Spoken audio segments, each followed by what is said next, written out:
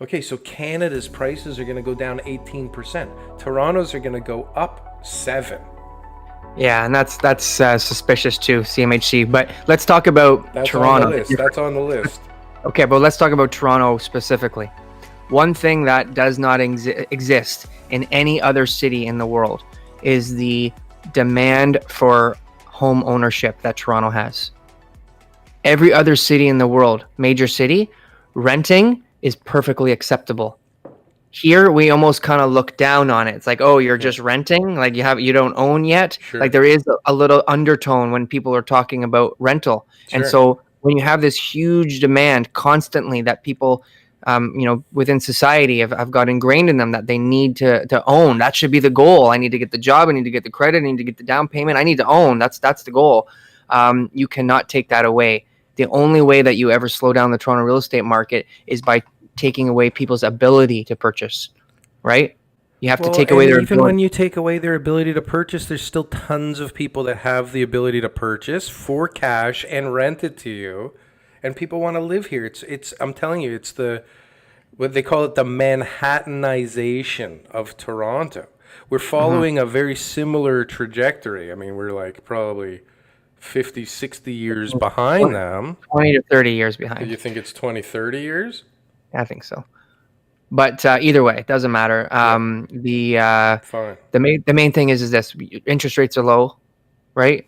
People are still able to qualify. Canada's banking system is still intact. The banks are willing to lend. You know, there's stricter guidelines, but they're willing to lend. A lot of Canadians have stable income. There's the job losses are much less than they're more temporary than they are permanent. So there's a lot of people who are going to still be able to go back to work and everything else once all the different bans are over.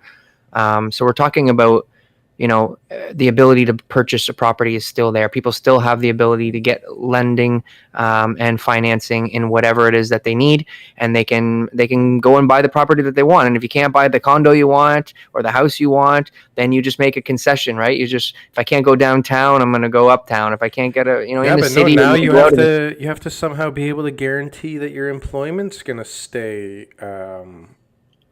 Definitely, lending has gotten so. I've had a few deals that. If you're in the that entertainment or food industry, you're not on a tourism, like you're not getting a mortgage.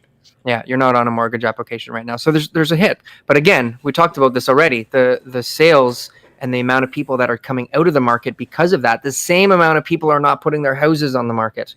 Well, and then so today I read something, and I didn't pull it for this, but today I read that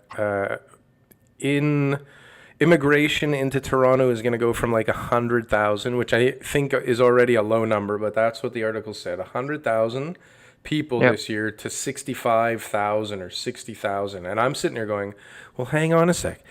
Even in our best years, we were only able to produce like 36 or 45,000 units. And we're already behind by like, I don't even know how many units. So even if immigration gets slashed by 40%, we still have too many people coming in that need to live somewhere. Yeah. Right. We also don't know what's going to happen with immigration. Like, there's no shortage of people lining up to get into Canada. No, they're all filling up. They're all filling out applications now. They're all just sitting on them right now. So they're all waiting. So the government in the beginning of the year was proposing, 1 million people over the next 3 years, roughly. And so who's to say that, because I think we're going to be down about 170,000 this year. That's the predictions. So if we've got 170,000 less here, who's to say that they're just not going to spread out that 170,000 that we missed out on over the next 2 years, right? Like, who's to say that they're still not going to hit that million person target over 3 years? And that million number is such a load of horseshit. I don't know how they come up with it. Just like there was going to be 100,000 deaths from COVID in Toronto.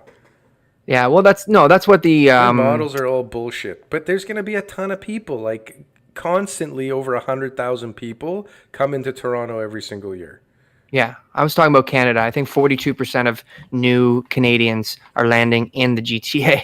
Yeah, I mean, that's pretty crazy. About Canada? I'm telling you, we're like an island within the country. We have nothing to do with this country. Nothing matters to Toronto. It's like we're literally living in a shielded bubble.